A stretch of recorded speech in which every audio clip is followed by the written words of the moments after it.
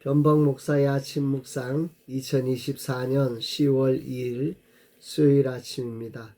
오늘은 마가복음 13장 9절로 13절 말씀을 통해서 끝까지 견디는 믿음, 이런 제목으로 말씀 묵상의 은혜를 나누겠습니다. 어제 몸살로 하루를 쉬었습니다. 다행히 임시 휴일을 주셔서 쉴 수 있게 하신 하나님께 감사를 드립니다. 오늘은 지방 신방과 천국 환송의 자리에 갑니다. 모든 일정을 주님이 인도해 주시며 주님의 뜻을 이루시기를 기도합니다. 바쁘게 움직여야 할 오늘 주님은 어떤 말씀으로 인도하실까? 본문에는 어제에 이어서 주님이 말씀하시는 재난의 징조 중 내면적 고통과 박해에 대해 말씀하십니다. 9절 10절 너희는 스스로 조심하라. 사람들이 너희를 공회에 넘겨주겠고 너희를 회당에서 매질하겠으며 나로 말미암아 너희가 권력자들과 임금들 앞에 서리니 이는 그들에게 증거가 되게 하려 함이라. 또 복음이 먼저 만국에 전파되어야 할 것이니라. 스스로 조심하라.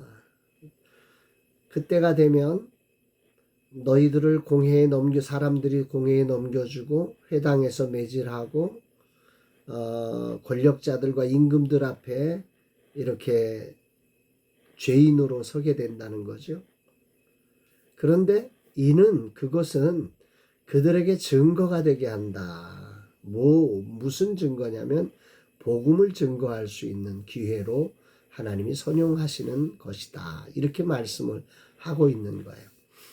메시지 성경으로 번역을 해보면 이게 조금 더 이해가 됩니다. 너희는 진리의 파수병으로 그 자리에 있는 것이다. 메시지가 온 세상에 두루 전파되어야 한다. 또 New Living Translation 그 NLT 번역본으로 봐도 비슷한 번역이에요. 그러나 이는 그들에게 나에 대해 말할 기회가 될 것이다.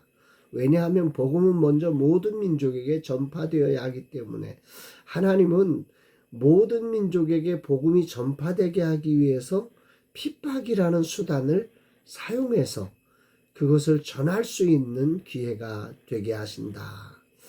거꾸로 보면 왜 핍박이라는 수단을 통해서 이렇게 기회를 만드실까 생각해 보면 우리가 핍박 아닌 순간에 그런 일을 못한 결과일 수도 있겠다.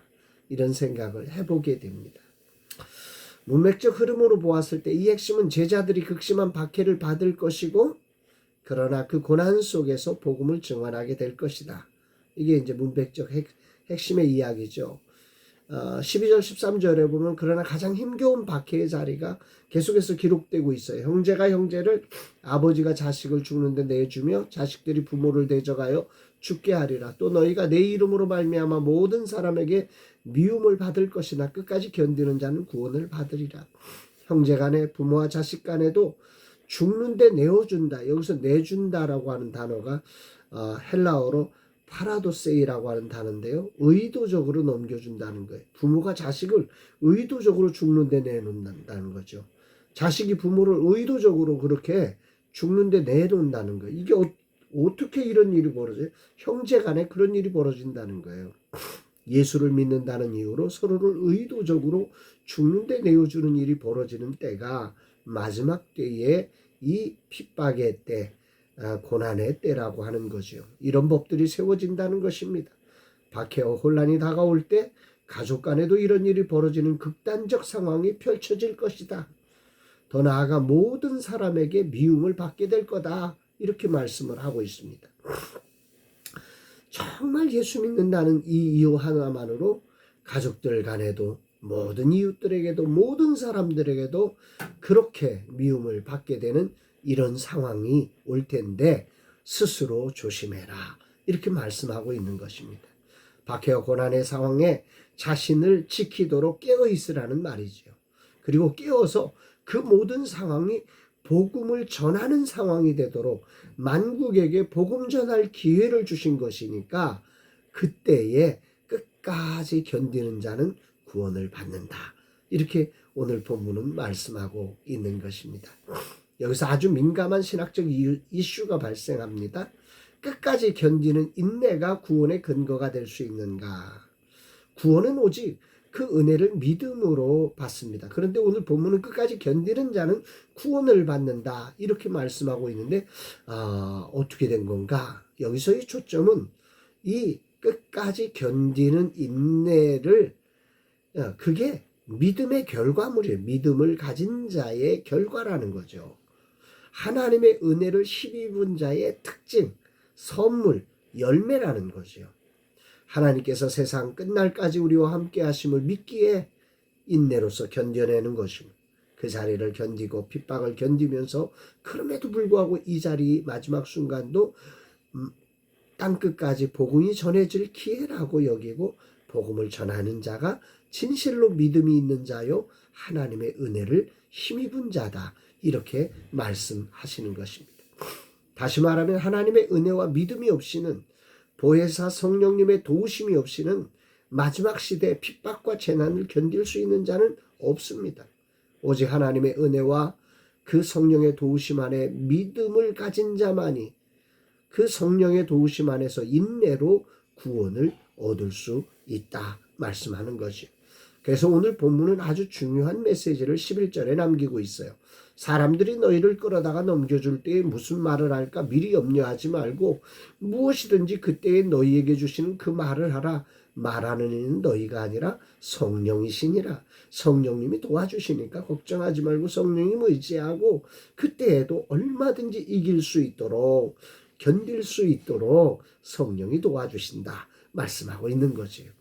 우리의 구원자 되시는 주님을 믿을 때 하나님의 은혜로 성령 안에서 할 말을 주시고 그 상황을 돌파할 수 있도록 지혜를 주시고 그 상황을 견딜 수 있는 믿음을 우리에게 허락해 주시는 것입니다. 그러므로 마지막까지 복음 전파의 책임을 스스로 주의해서 감당해라. 믿음으로 성령을 따라 복음 전하는 일을 포기하지 말라. 이 말씀을 오늘 본문은 말씀하고 있는 것입니다.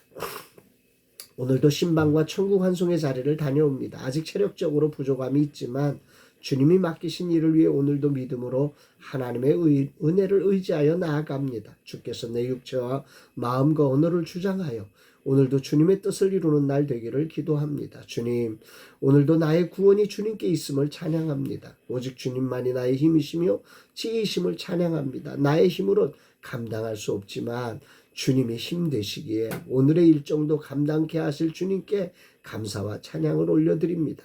이 모든 일이 주님께 영광이 되며 주님의 뜻이 이루어지는 날 되게 하옵소서 고백합니다. 사랑하는 여러분, 여러분들은 오늘 어떠십니까?